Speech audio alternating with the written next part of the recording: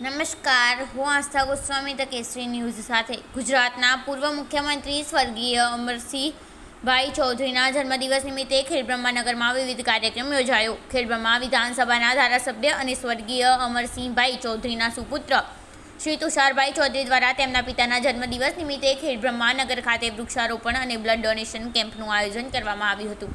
વૃક્ષારોપણ કીડમાં નગરમાં ચાપલપુર વસાહત પ્રાથમિક શાળા અને ખેડબ્રહ્મા સિવિલ ખાતે કરવામાં આવ્યું હતું, જ્યારે બ્લડ ડોનેશન કેમ્પનું આયોજન સ્વામી વિવેકાનંદ હોલ ખાતે કરવામાં આવ્યું હતું.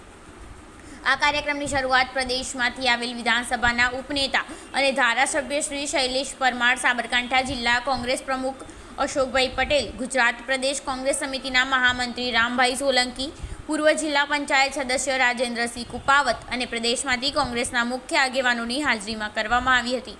આ કાર્યક્રમમાં ખેડબ્રહ્મા તાલુકા પ્રમુખ ભમ્મરસિંહ, શહેર પ્રમુખ અમીન શર્મા તથા ખેડબ્રહ્મા તાલુકા અને શહેરમાંથી મોટી સંખ્યામાં કોંગ્રેસના કાર્યકર્તાઓ હાજર રહ્યા હતા. રિપોર્ટર હસમુખ પ્રજાપતિ, સાબરકાંઠા દ્વારા.